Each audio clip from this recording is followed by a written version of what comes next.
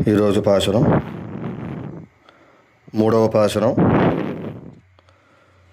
నీళాతుంగస్తనగిరితటే సుప్తముద్బోధ్య కృష్ణం పారార్ధిజం స్వం శృతిశతశిరసిద్ధమధ్యాపయంతి స్వోచ్ఛిష్టాయాం సృజనగణితం యాబలాత్కృత్య భుంక్తే గోదాతస్కై నమైదమిదం భూయ ఏవాస్తు భూయః. ஓங்கி உலகளந்த உத்தமன் பேர்பாடி நாங்கள் நம்பாவை குச்சாத்தி நீராடினால் தீங்கென்னி நாடெல்லாம் திங்கள் மும்மாறி பெய்து ஓங்கு பெரும் சென்னலோடு கையழுகள பூங்குவளை போதில் பொறிவண்டு கண்படுப்ப தேங்காதே புக்கிரந்து சீர்த்த முலை பத்தி வாங்க குடல் நிறைக்கும் வள்ளல் வரும் பசுக்கள் நீங்காத செல்வம் நிறைந்தேలోరంబావాయి.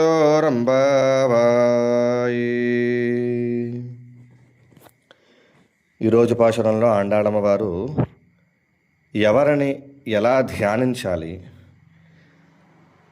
ఆ ధ్యానించడం వల్ల, స్వామిని అర్చన చేయడం వల్ల మనకి ఏ విధమైనటువంటి సత్ఫలితాలు చేకూరుతాయి అనేటువంటి విషయాన్ని ఈరోజు పాశురంలో మనకి వివరిస్తున్నారు. మనము ఆ పురుషోత్తముని దివ్య శ్రీపాదములను, ఆయన నామములను స్తోత్రం చేయాలి.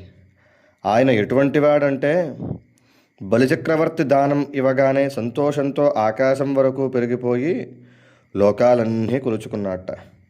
ఈ తిరుప్పావై వ్రతము పేర మనం స్నానం చేసి భగవంతుడి నామ సంకీర్తనం చేసేమంటే మనకు కరువు కాటకాలు ఉండవు. దేశమంతటా నెలకు 3 వానలు కురుస్తాయి. పంట చేలన్నీ భగవంతుడు ఎలాగైతే ఆకాశం వరకు పెరిగాడో అదేవిధంగా బాగా పెరుగుతాయి. ఆ చేల మధ్య నీటిలో చేపలు బాగా బలిసి తుళ్ళు పడుతూ ఉంటాయి. నీటి సమృద్ధి ఉండడం వలన కొలువలు అందంగా వికసిస్తాయి. ఆ కొలువ పువ్వుల్లో తేనె సమృద్ధిగా ఉంటుంది. ఆ తేనె తాగి తుమ్మెదుల మత్తుగా నిద్రిస్తాయి. ఇక గోవుల పాలు తీసేవారు స్థిరంగా కూర్చోవలసిందే. పొదుగు ముట్టుకుంటే చాలు, ఎన్ని కుండలతోనైనా పాలిచ్చేస్తాయి. ఈ వ్రతం చేస్తే ఎంత అనుభవించినా తరగని ఐశ్వర్యం లభిస్తుంది.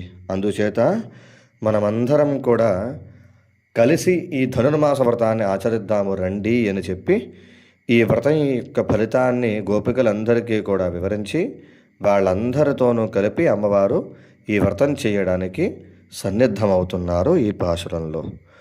ஆண்டாள் திவ்ய திருவடிகளே சரணம். ஓங்கி உலகளந்த உத்தமன் பேர் பாடி நாங்கள் நம்பாவை குச்சாத்தி நீராடினால் தீங்கென்னி நாடெல்லாம் திங்கள் மும்மாறி பெய்து ஓங்கு பெரும் சொன்னலோடு கையழுகள பூங்குவளை போதில் புரிவண்டு கண்படுப்ப தேங்காதே புக்கிரந்து சீர்த்த முலை பத்தி வாங்க குடல் நிறைக்கும் வள்ளல் பெரும் பசுக்கள் நீங்காத செல்வம் நிறைந்தேலோரம்பாவாய்.